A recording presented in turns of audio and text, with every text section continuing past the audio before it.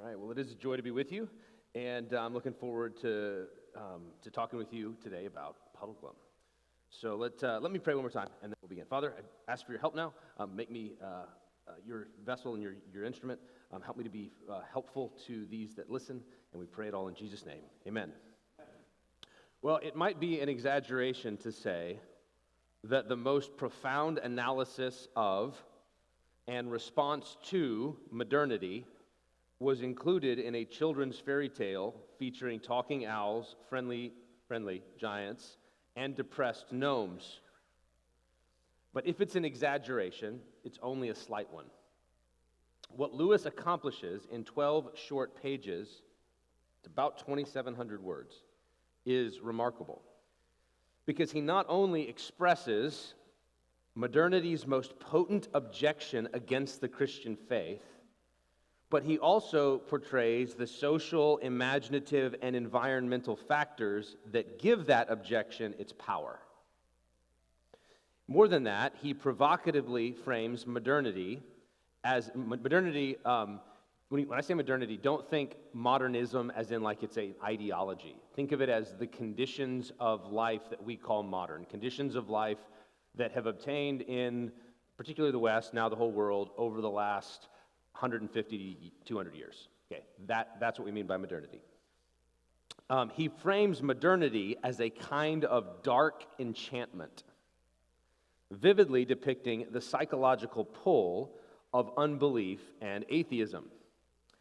And most importantly, in the actions and speech of Puddle the Marshwiggle, he shows how to break the spell and fight the fight of faith in the modern world. So what I'm planning to do over the next two lectures is to try to unpack how Lewis diagnosed what he thought of as modernity. How does this little episode in The Silver Chair depict the social conditions of modernity, and how does it explain what one author calls the way in which, for modern people, even those who are Christians, that there is still a kind of default pull of unbelief that's somewhat unique relative to the history of the world. It's not the case. Unbelief's always been a problem, but the kind of unbelief that we deal with in the modern world is of a different order. And so why does it feel like, even for Christians, atheism is the sort of thing that you sort of have to deal with, and maybe have to deal with over and over again? Like, why is that? That's what we're going to talk about. So the first lecture is on the dark enchantment, and the second lecture will be on Puddle Glum's response. So in order to help you out, we're going to begin by reading those 2,700 words. Maybe not that, it's not quite that much. But reading the section from The Silver Chair in which this episode appears. And so if you don't have the story fresh in your mind, Aslan calls Eustace Scrubb and Jill Pole into Narnia in order to send them on a quest to find the lost Prince Rilian, the son of Caspian. And Rilian's been gone for 10 years. We don't know what happened to him, and they've got to go find him. They're given signs by which Aslan will guide them through their journey. They team up with Puddle Glum, the Marshwiggle, to go on this journey. They muff the signs repeatedly. They totally blow it over and over again, and yet still somehow wind up in the right place. They find the prince and liberate him from his captivity. He'd been bewitched for these 10 years and had been tied to a silver chair every night in order to sort of do the enchantment. They liberate him. He destroys the chair, and they're about to head out when we have this scene, chapter 12 of Silver Chair. Here we go. Two earthmen, these are the gnomes who run stuff in Underland, with the queen, there's a queen, entered, but instead of advancing into the room, they placed themselves one on each side of the door and bowed deeply. They were followed immediately by the last person whom anyone had expected or wished to see, the lady of the green kirtle, the queen of Underland. That's actually going to be important too. So if you're not familiar with the story, they're underground. So rather than being in Narnia up on top, they're now deep underground in Underland. She stood dead still in the doorway, and they could see her eyes moving as she took in the whole situation. The three strangers, the silver chair destroyed, the prince free, his sword in his hand. She turned very white, but Jill thought it was the sort of whiteness that comes over some people's faces, not when they are frightened, but when they are angry. And for a moment, the witch fixed her eyes on the prince, and there was murder in them. Then she seemed to change her mind. "Leave us," she said to the two earthmen, "and let none disturb us till I call on pain of death." The gnomes padded away obediently, and the witch queen shut and locked the door. "How now, my lord prince," she said, "has your knightly fit not yet come upon you, or is it over so soon? Why stand you here unbound? Who are these aliens, and it is they who have destroyed the chair which was your only safety?" Prince Rilian shivered as she spoke to him, and no wonder. It is not easy to throw off in a half an hour an enchantment which has made one a slave for 10 years. Then, speaking with a great effort, he said, "Madam, there will be no more need of that chair, and you who have told me 100 times how deeply you pitied me for the sorceries by which I was bound will doubtless hear with joy that they are now ended forever. There was, it seems, some small error in your ladyship's way of treating them. These, my true friends, have delivered me. I am now in my right mind, and there are two things I will say to you. First, as for your ladyship's design of putting me at the head of an army of earthmen, so that I may break out into the overworld and there, by main force, make myself king over some nation that never did me wrong, murdering their natural lords and holding their throne as a bloody and foreign tyrant. Now that I know myself, I do utterly abhor and renounce it as plain villainy. And second, I am the king's son of Narnia, Rilian, the only child of Caspian, 10th of that name, whom some call Caspian the seafarer. Therefore, madam, it is my purpose, as it is also my duty, to depart suddenly from your highness's court into my own country. Please it you to grant me and my friends safe conduct and a guide through your dark realm." Now the witch said nothing at all, but moved gently across the room, always keeping her face and eyes very steadily toward the prince. When she had come to a little ark set in the wall, not far from the fireplace, she opened it and took out first a handful of a green powder. This she threw on the fire. It did not blaze much, but a very sweet and drowsy smell came from it. And all through the conversation which followed, that smell grew stronger and filled the room, and made it harder to think. Secondly, she took out a musical instrument, rather like a mandolin. She began to play it with her fingers, a steady, monotonous thrumming that you didn't notice after a few minutes. But the less you noticed it, the more it got into your brain and your blood. This also made it harder to think. And after she had thrummed for a time, and the sweet smell was now strong, she began speaking in a sweet, quiet voice. "Narnia," she said, "Narnia. I've often heard your lordship utter that name in your ravings. Dear prince, you are very sick. There is no land called Narnia." "Oh, yes there is, oh ma'am," said Puddle. "You see, I happen to have lived there all my life." "Indeed," said the witch. "Tell me, I pray you, where that country is." Up there," said Puddle stoutly, pointing overhead. I don't know exactly where." "How?" said the queen with a kind, soft, musical laugh. "Is there a country up among the stones and mortar on the roof?" "No," said Puddle, struggling a little to get his breath. It's an overworld." "And what or where, pray, is this? How do you call it? Overworld?" "Oh, don't be silly," said Scrub, who was fighting hard against the enchantment of the sweet smell and the thrumming.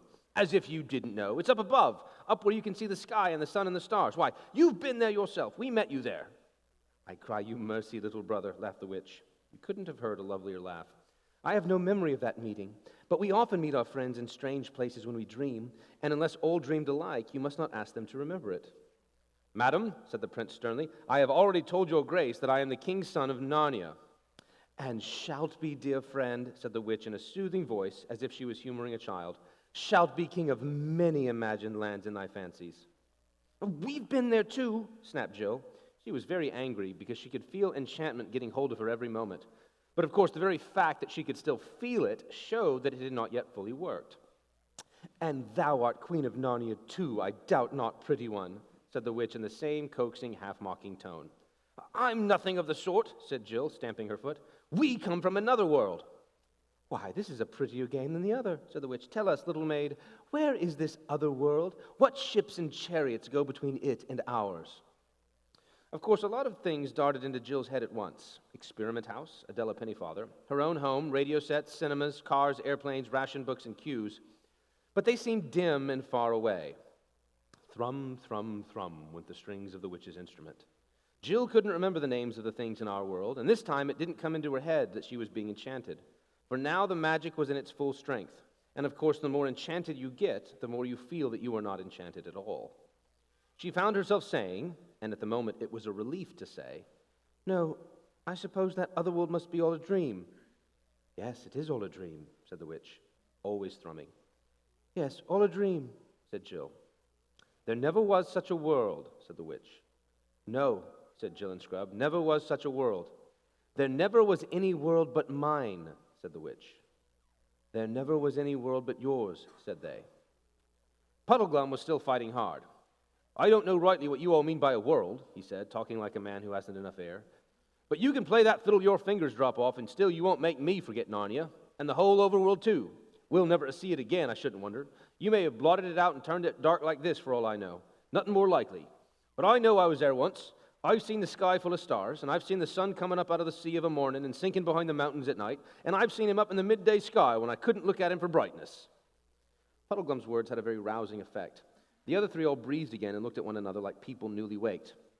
"Why, there it is," cried the prince. "Of course, the blessing of Aslan upon this honest marshwiggle. We've all been dreaming these last few minutes. How could we have forgotten it? Of course, we've all seen the sun."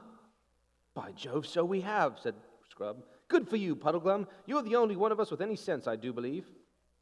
Then came the witch's voice, cooing softly like the voice of a wood pigeon from the high elms in an old garden at 3 o'clock in the middle of a sleepy summer afternoon. And it said, "What is this sun that you all speak of? Do you mean anything by the word?" "Yes, we jolly well do," said Scrub. "Can you tell me what it's like?" asked the witch. Thrum, thrum, thrum went the strings. "Please it your grace," said the prince very coldly and politely, "you see that lamp? It is round and yellow and gives light to the whole room, and hangeth moreover from the roof. Now that thing which we call the sun is like the lamp, only far greater and brighter. It giveth light to the whole overworld, and hangeth in the sky." "Hangeth from what, my lord?" asked the witch. And then, while they were all still thinking how to answer her, she added, with another of her soft silver laughs, "You see, when you try to think out clearly what this sun must be, you cannot tell me. You can only tell me it's like the lamp. Your sun is a dream, and there's nothing in that dream that was not copied from the lamp. The lamp is the real thing. The sun is but a tale, a children's story." "Oh, yes, I see now," said Jill in a heavy, hopeless tone. "It must be so." And while she said this, it seemed to her to be very good sense. Slowly and gravely the witch repeated, "There is no sun." And they all said nothing.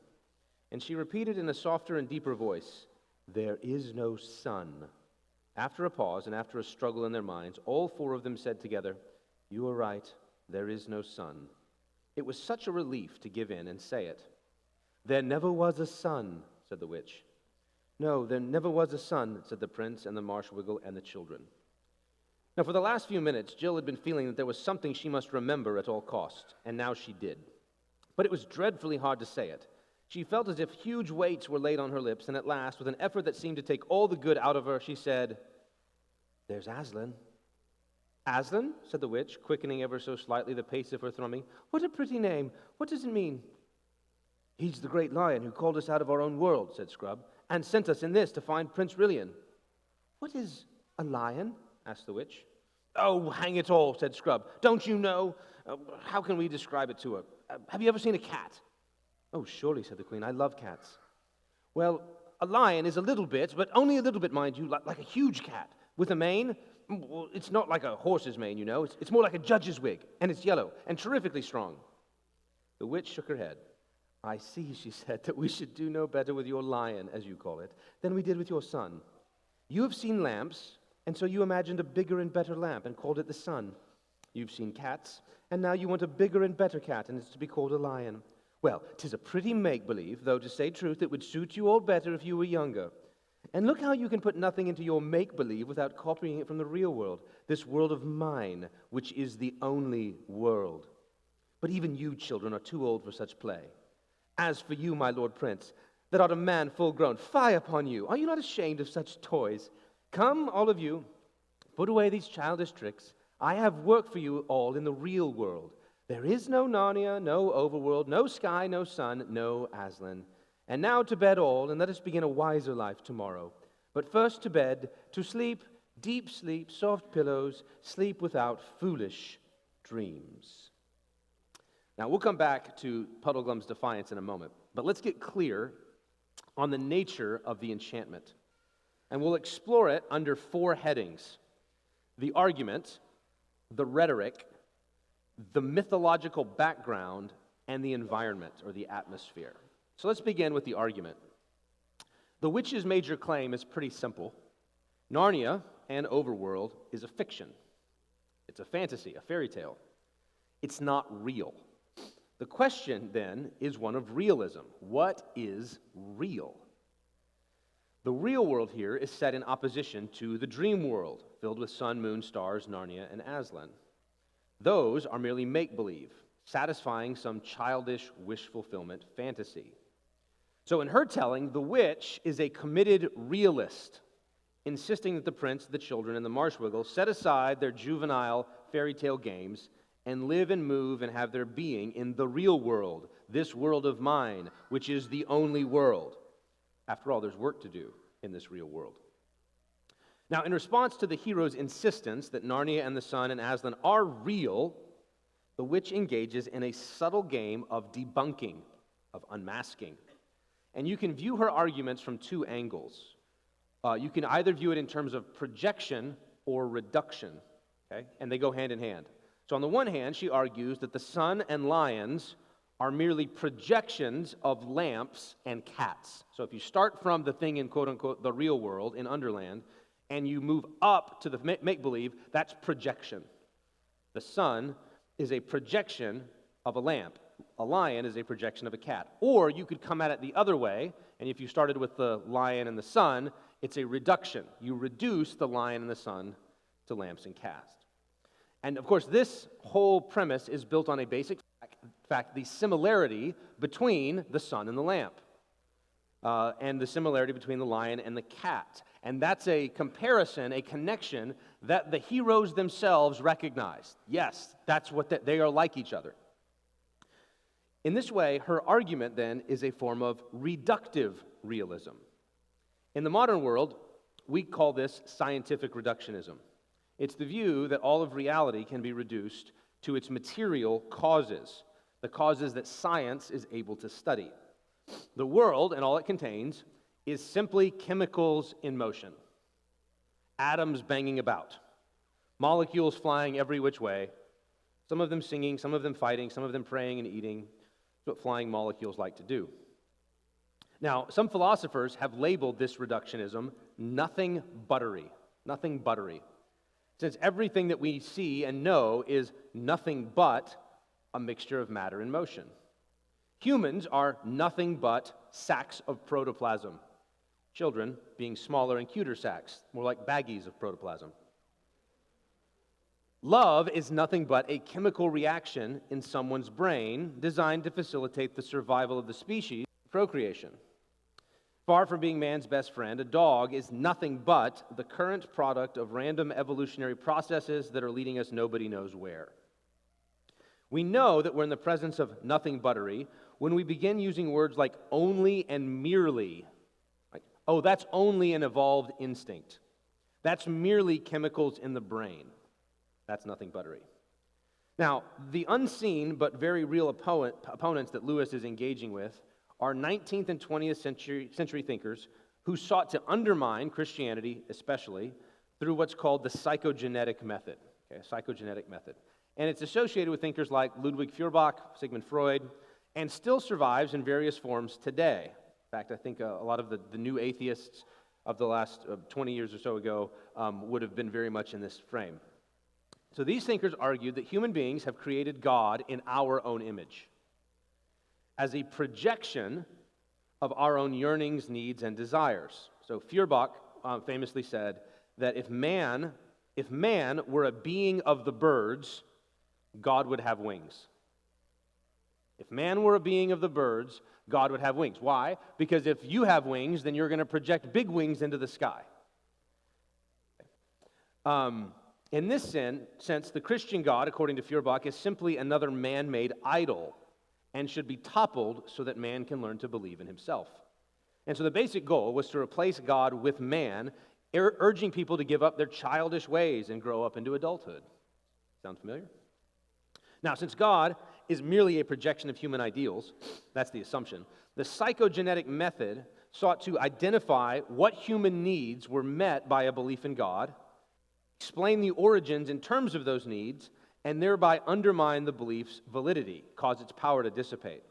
So if you can explain belief in God in terms of primitive psychological and social needs, or today we might say, this is what Dawkins was trying to do with the God gene, right, in terms of genetics and sociological causes, then, the thought went, it might be possible to find some other way to meet that need and dispense with God altogether. We don't need him anymore.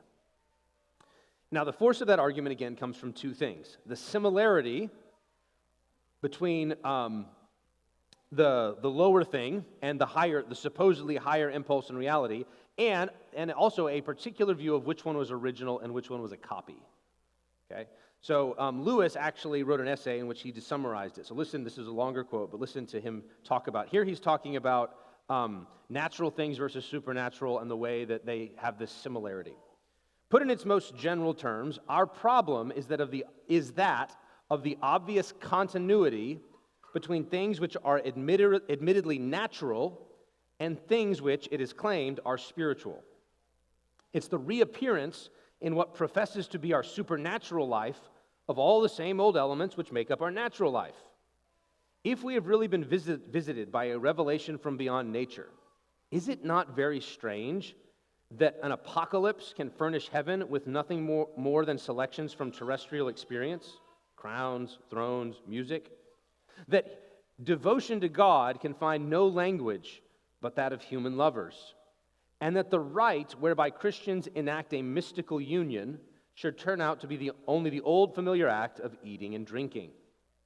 And the same problem actually breaks out at the lower level, not only between the spiritual and the natural, but also between higher and lower levels of natural life. So cynics very plausibly challenge our civilized conception of the difference between love and lust.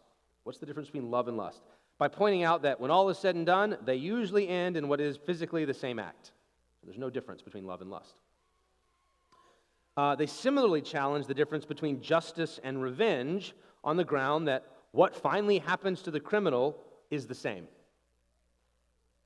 And in all these cases, let us admit that the cynics and the skeptics have a good prima facie case. The same acts do appear in justice as well as in revenge. The consummation of humanized and conjugal love is physiologically the same as that of merely biological lust.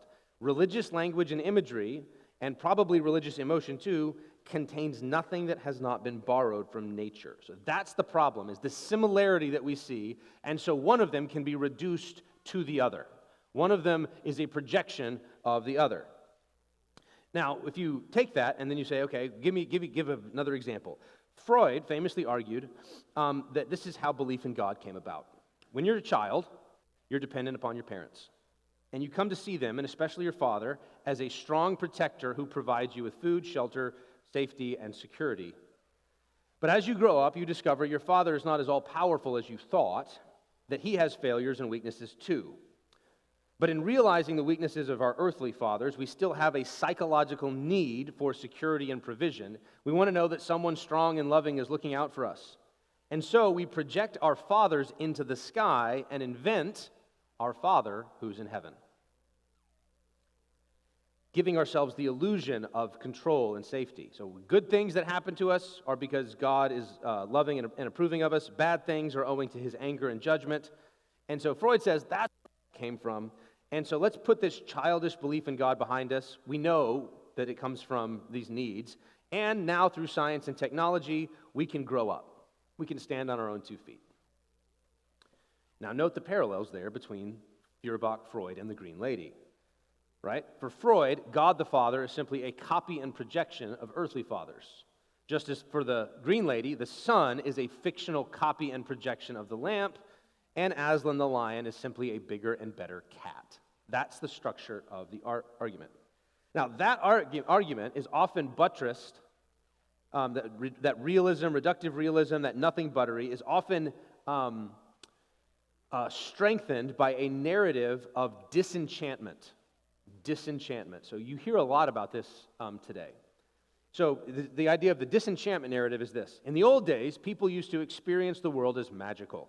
They believed in supernatural beings, God, angels, fairies. The world was enchanted. But then along came science, and it debunked and explained away all of these magical realities. It's shown us that there are no such things as angels or fairies or God or heaven, and so now we experience the world as disenchanted. Now, Paul Tyson, an Australian philosopher, gives a little bit more detail to the story. He argues that science studies what he calls the 4M world, 4M world, meaning reality that is measurable, material, and mathematically modelable. Measurable, material, mathematically modelable. Science studies that. The non-4M world, he says, that's the world of magic. And so he's using magic to cover anything that we would call supernatural. Okay? And so he says, Tyson argues that we, in the modern world, reflexively experience the world as unmagical. Now, on the one hand, he says, we live in an age of technological magic. Electricity, iPhones, jet planes, so forth. And most of us have no idea how any of these things work. But that magic, that technological magic, is wedded to that realism, and that's the deep sort of substructure of our mind. Meanwhile, the realm of value and purpose and meaning is sort of relegated to, that's imagination, that's fantasy, that's projection. Those are the two divides in our mind. Well, how do we get there? Well, in the ancient world, there was two different theories of magic. Okay? There was the animist theory of magic, and what he calls the Platonist view, which the Christian view would fit under what he calls the Platonist view too. In the animist view, nature is shot through with magic. There's these forces and powers, but there's nothing beyond nature. It's kind of like a pantheism, if you think about it. Like the spiritual stuff works through all of the natural stuff. It's pantheism. The Platonist view says, yeah, there's magic in the world, but the magic transcends nature. There's something beyond nature, some spiritual reality. Nature itself participates in that, and so ancient Christians, medieval Christians, the ancient philosophers like Plato and Socrates and so forth would all fit in that category because God is present in the world but bigger than the world. Now, according to Tyson, in the 14th through 16th centuries, there was a new understanding of nature that emerged, and it was nature as a self-standing, autonomous reality. Yes, it was established by God. He sort of wound up the clock, but then he left it on the beach. And it runs now on its own. So this was a view of pure nature purged of transcendence. And so all explanations in this time period, 14th to 16th centuries, are natural explanations with two exceptions at this time period. The two exceptions were man, because man had a soul, and that was bigger than nature, and God will keep him around. And so this led to the kind of like that two-story view of the cosmos. Some of you may have picked that up, say, from Francis Schaeffer, right? This two-story view where all of nature kind of runs down here, and then the soul and God are upstairs. But as Tyson notes, it wasn't long before God and the soul were rendered superfluous, redundant. Why do we even need them anymore? And so by the mid-19th century, the time period in which Lewis is thinking, God was dismissed as unnecessary, and then man was placed under the microscope. And once under the microscope, all of those supernatural realities, meaning, purpose, value, morality, those are just subjective projections onto a meaningless cosmos. You can hear the echoes again. So he says, now science begins to debunk everything that's human. So human dignity and consciousness may appear to us to be magical, that is, non-material realities. But we know deep down that they are necessarily, in the final analysis, they're just cultural fantasies developed for biological reasons, or they're physical processes. They're the epiphenomena that float upon chemicals. And so qualities like beauty, goodness, and purpose have to be debunked. So he says, this is what we moderns are always doing. We modern people are required, think about that language of required, to reinterpret our direct magical experience of value and purpose. Like you experience, hey, there's meaning and purpose in the world, but now what do you have to do? You have to kind of reinterpret that experience in non-magical terms. Biological necessity, social conditioning, those are the real things. And all of the other things are subjective fictions.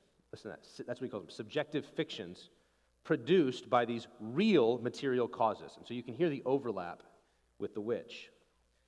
And so he goes on to describe the way. Notice this is a final quote from Tyson. He says, we find that an anti-magical metaphysic of immanence is settling down, listen, like a heavy fog over the old landscape of the West's fading supernatural religious consciousness. The transcendent stars that used to guide us are now invisible. Again, you can hear the echo. Like it's the same kind of image. There's a fog settling in. We can't see the stars anymore. The semi-magical creatures of mystical powers are no longer in the imagination's eye, but they've become shadows in the fog, figments of our own making. In the half-light of this new climate, the flat unmeaning of all reality beyond our own making becomes increasingly culturally oppressive. Right? You just kind of like, you can just feel it. Just do this, go to sleep. Okay. So that's the argument. Okay? The argument is an argument of reductive realism and nothing buttery, buttressed by this disenchantment narrative. But the brilliance of Lewis's scene lies not only in the argument, but in his ability to show why does it feel so plausible. And so let's begin here with the witch's rhetorical approach. I wonder if you heard how she talked. After her initial flash of anger, she adopts this sweet, kind, musical tone, right? She laughs easily and often. You couldn't have heard a lovelier laugh. And gives an appearance of softness and niceness in all of her questions. But more than that, she frequently adopts a coaxing, half-mocking tone, a soothing voice as if she was humoring a child. And this patronizing demeanor is crucial to the spell. This is important. She's treating the prince, the Marchwiggle, and the children as, well, children.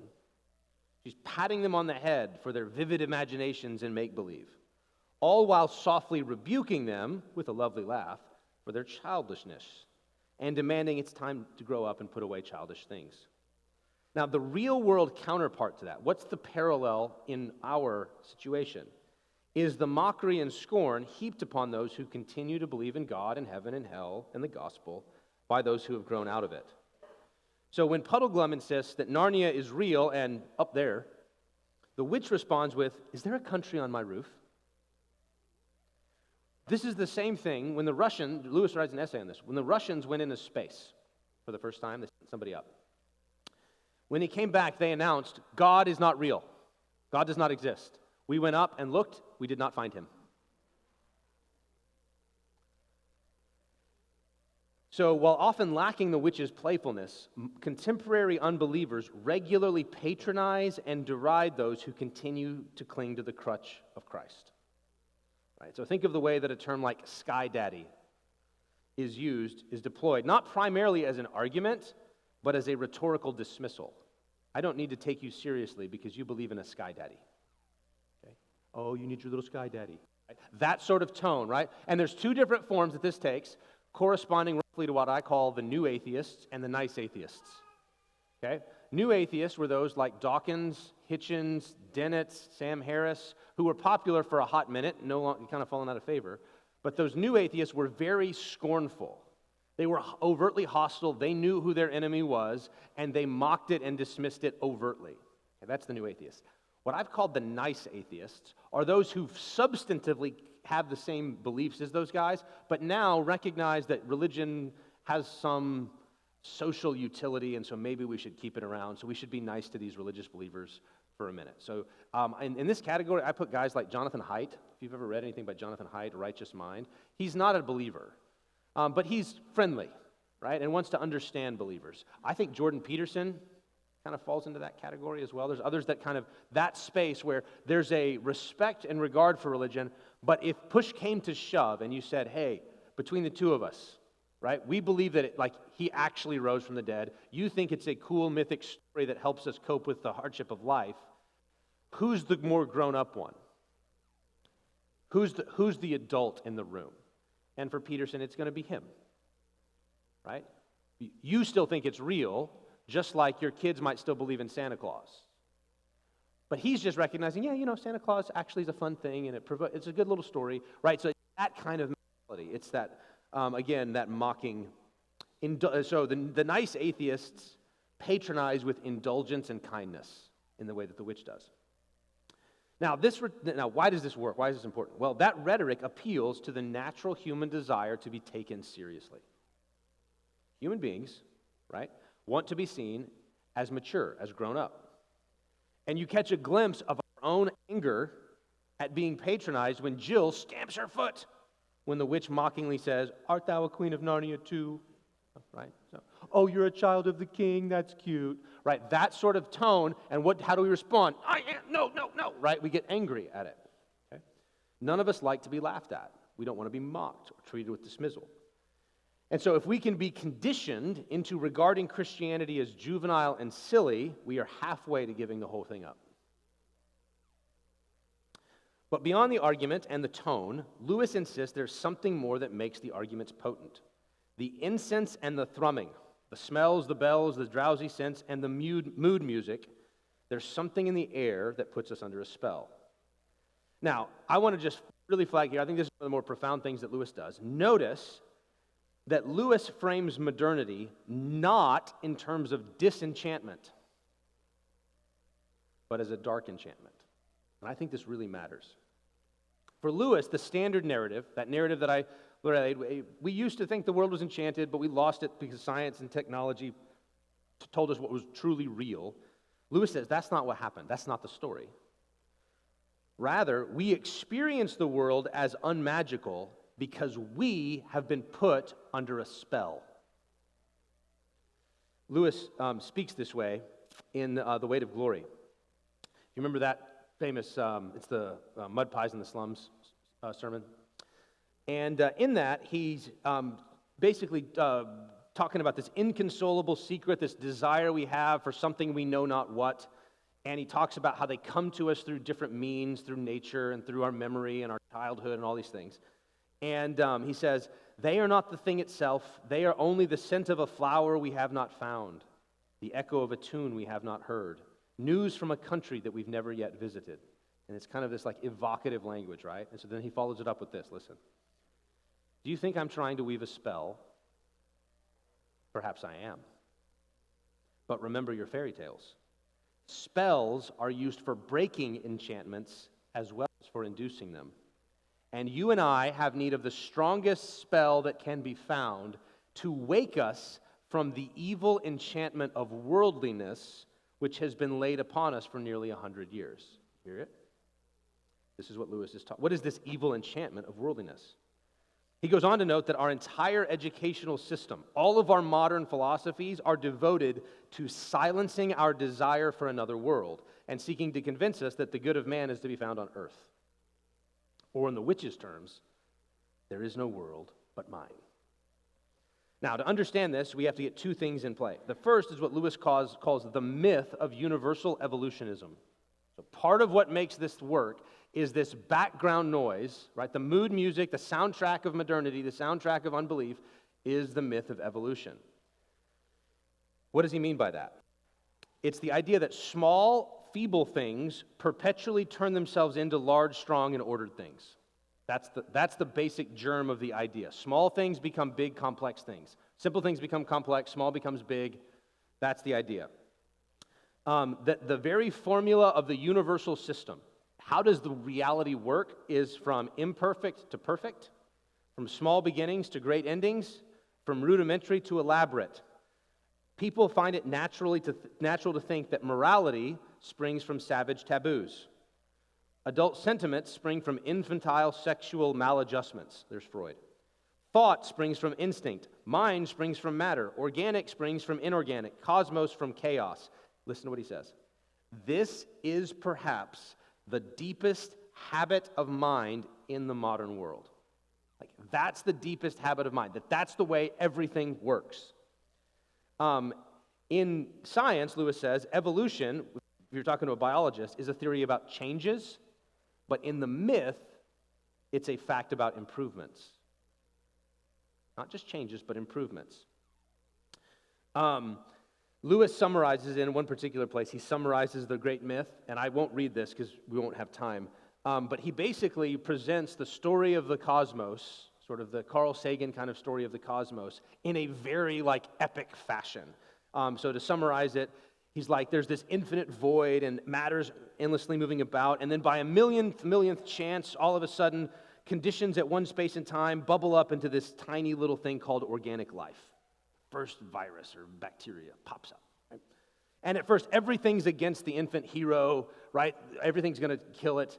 But life wins through, and with incalculable sufferings, think about all of the death, it spreads, it breeds, it complicates. Amoeba to reptile, up to the mammal. There's this climax, there's this age of monsters. The dragons prowl the earth. I said I wasn't going to do it, and here I am. devour one another and die. But then the theme is repeated, right? There's this just as the weak, tiny spark of life began amidst all of the powers that arrayed against it, now there's this little naked, shivering, cowering biped. Right? This little hairless biped shuffling around. Compared to the dragons, what is he? Okay? His name in this myth is Man. He's like Jack the Giant Killer. He's like David against Goliath. He's like Beowulf against the dragon. He thrives. He kills the giants. He becomes the caveman. He's muttering, growling over his enemy's bones, right? He's like Robinson Crusoe. He's dragging his screaming mate by her hair. I don't know why.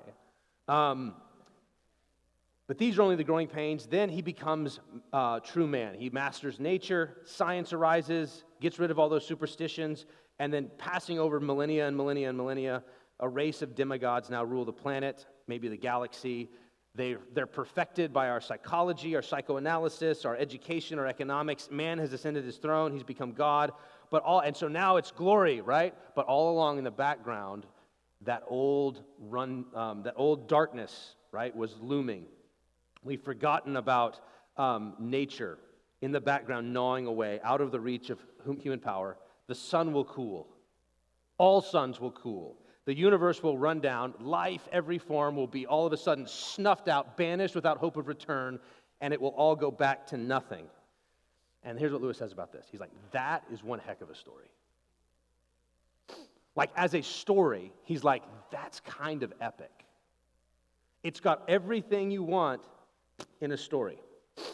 On the one hand, it means if you are feeling idealistic, well, you can regard all the nasty things in the world as the undeveloped forms of all the nice things, right?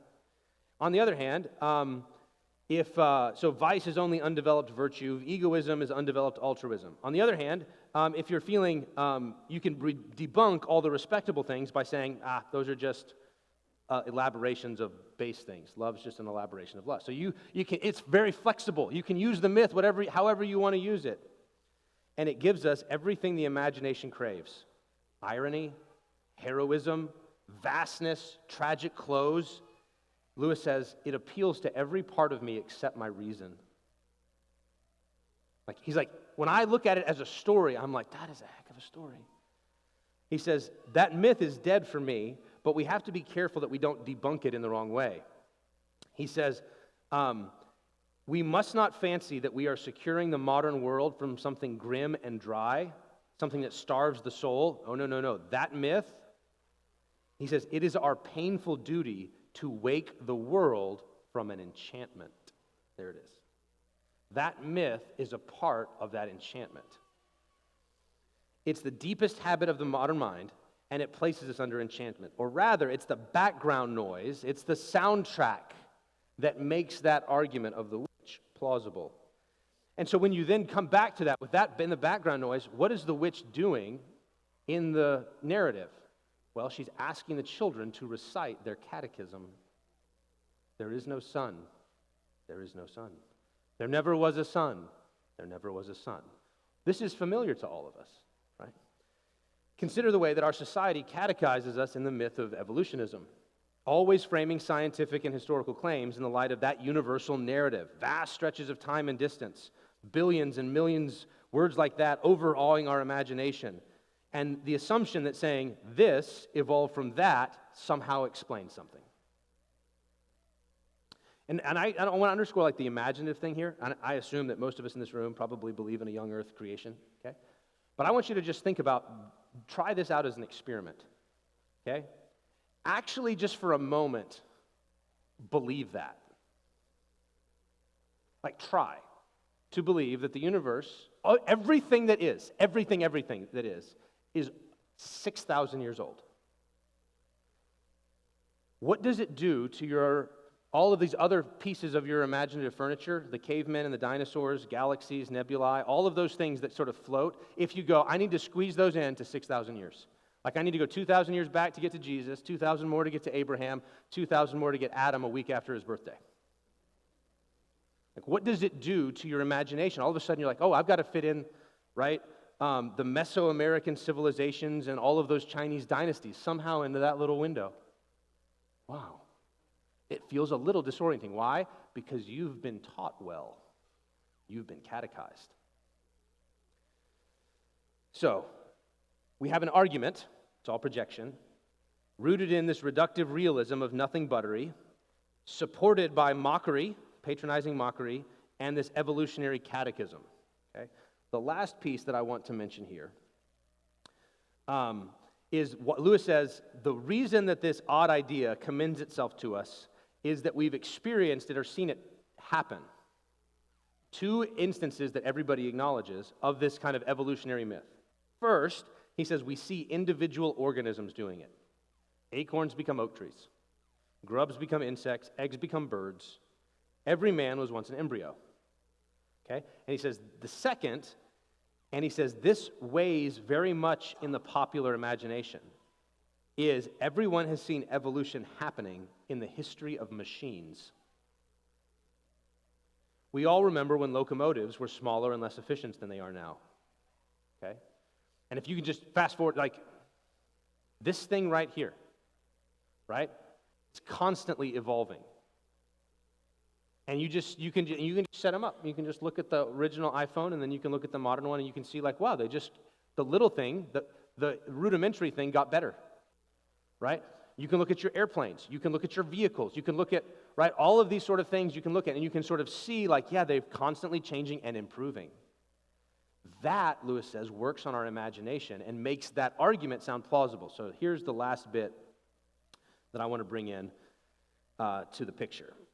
In a book called The Uncontrollability of the World, a German sociologist and philosopher named Hartmut Rosa offers a theory of modernity. And I won't go into all of the details of it, but I'll give the basic thesis. He says, the driving cultural force of modern life is the idea, the hope, and the desire that we can make the world controllable. That's the fundamental modern impulse, the modern drive. But, he says, there's a paradox here. He says, because it's only in encountering the uncontrollable that we really experience the world, that the world resonates with us. Only when we encounter an uncontrollable world are we moved, touched, and feel alive. A world that is fully known, he says, in which everything has been planned and mastered and controlled, is a dead world. And he says this is the tension that we're constantly feeling. So in the modern world, he says, there's everything we encounter is a point of aggression. It has to be known, mastered, conquered, and made useful. And, you can say, well, yeah, haven't humans always been that way? It's like, yes, but our technologies, modern technologies, our economic systems, make it seem possible that we could actually succeed. Man has always sought to control his environment, but all of a sudden we start to go like, I think we can. Like, I think we could just do it. Like, I think we could change, like, we could control the weather, can't we? Right? We could have the power of the gods. Like Zeus's lightning bolt, we could actually get that.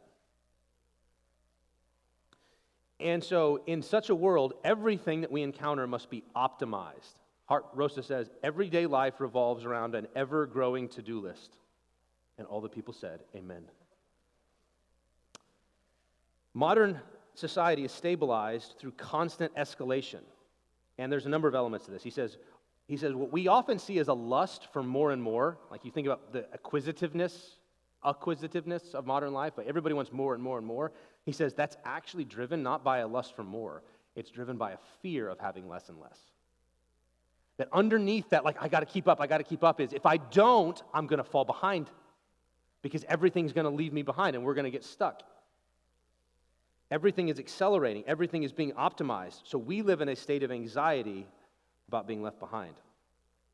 And so our entire existence becomes oriented to escalation. We have to develop resources, open markets, activate psychological and social potentials, enhance our capacities, deepen our knowledge base, improve possibilities of control. And so we are driven to expand and optimize. Our goal, he says, the modern categorical imperative, the fundamental law of modern life is this: always act in such a way that your share in the world is increased. Meaning, bring things into your reach and under your control. Everybody's always operating to bring things in our reach and under our control. There's 4 dimensions of control, he says. If for something to be under control, it needs to be visible. You have to be able to see it. You have to be able to reach it. You have to be able to manage it. and you have to be able to make it useful. Once you've done that, that thing is now under your control. And everything in our modern life is oriented this way. And so this is actually the paradox. He says that visible, reachable, manageable, useful world, he says, is actually why it feels disenchanted. I was talking to my wife for this on the way over. It's like the difference between the first snowfall, and you guys actually know what that is now. It's great for you. When a child first experiences a snowfall, and it's like, this is amazing and magical. He says, but what changes is if all of a sudden, if you know that snowfall was produced by a machine.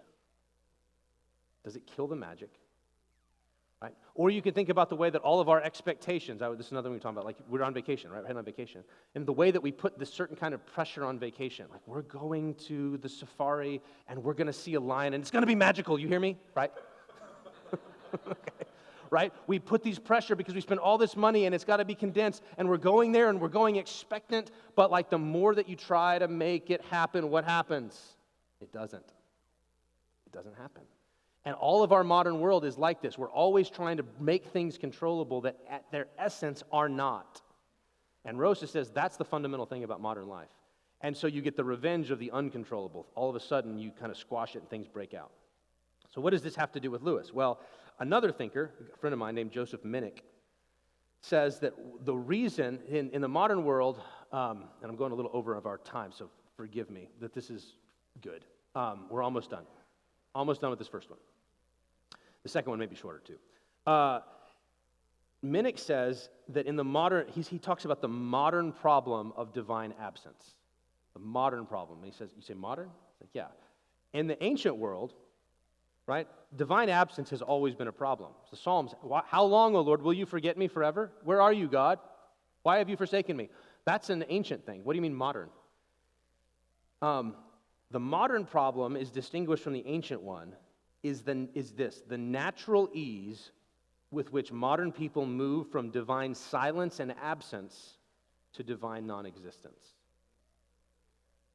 Like the ease with which, so ancient man, when they experienced God was silent, they would say, are you just, God? Are you wise? Do you not care? But he was there, right? Have I sinned in some way? Right? Think about the book of Job, okay? Have we alienated ourselves from God? Okay? But in the ancient world, divine absence or divine silence rarely, if ever, led to the conclusion that God did not exist at all. No one thought that. That never was the leap. In the modern world, though, divine hiddenness seems naturally lead precisely and inexorably to the conclusion he's not there. He's just not there. Even those who ultimately reject atheism, at some level, have to reckon with it as a live option because it has some plausibility for us. It has a psychological pull that must be dealt with. This is Minnick's point.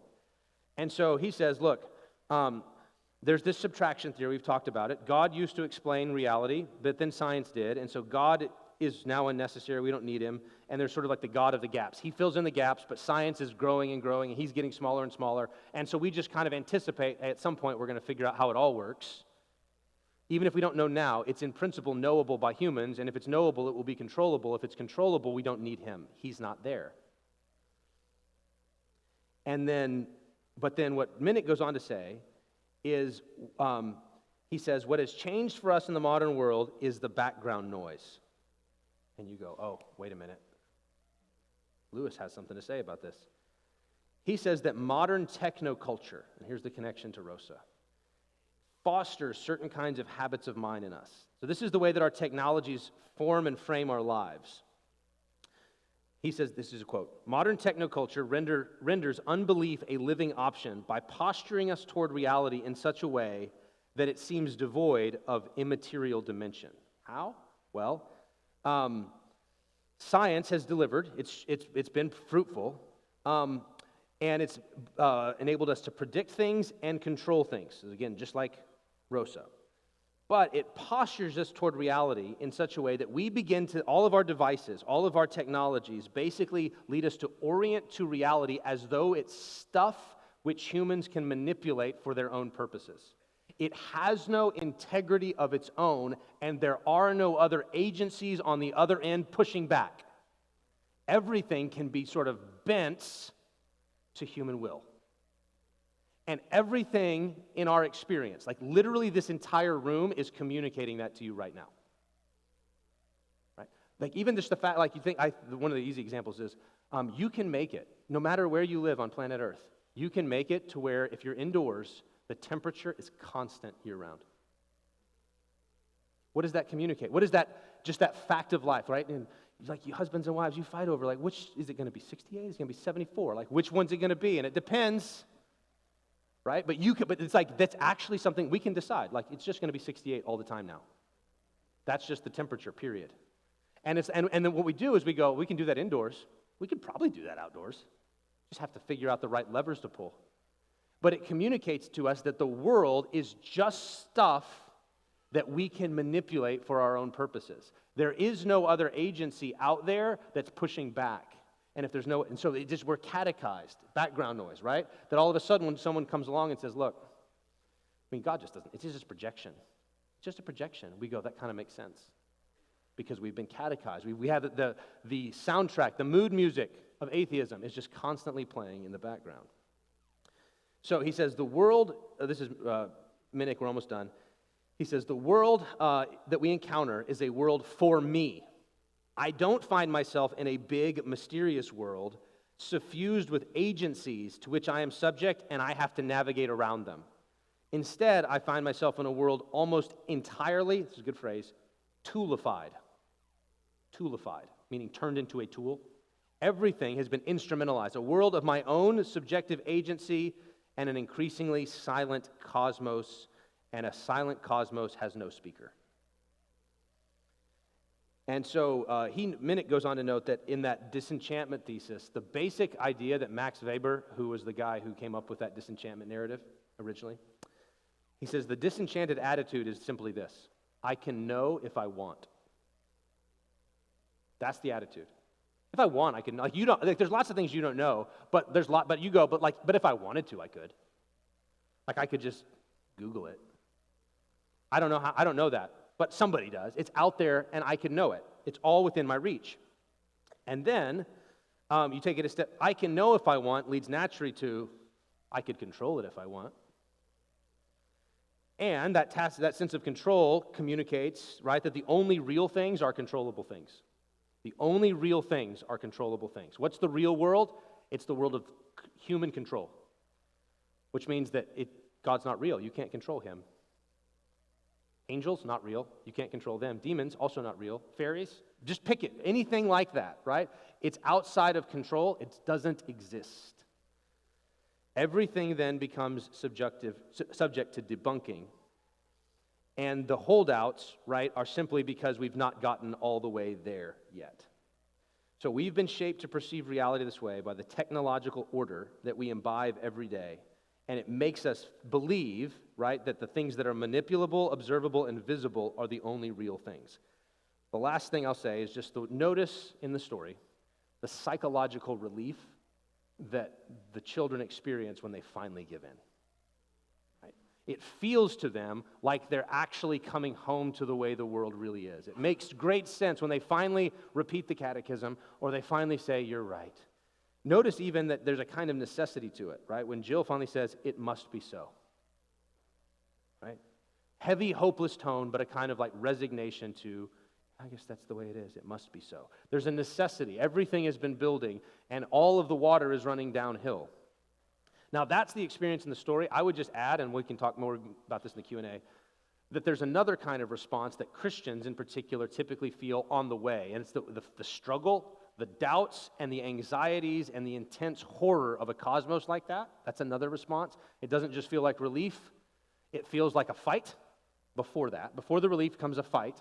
And then the other emotion that often we could draw into this is the emotion of courage. This is kind of an ironic one because it's basically the attitude that says, once you kind of go, it must be so, then you go, well, that seems pretty depressing. The world is a terrible place. It's just this dead, lifeless world. But I have the courage to face reality.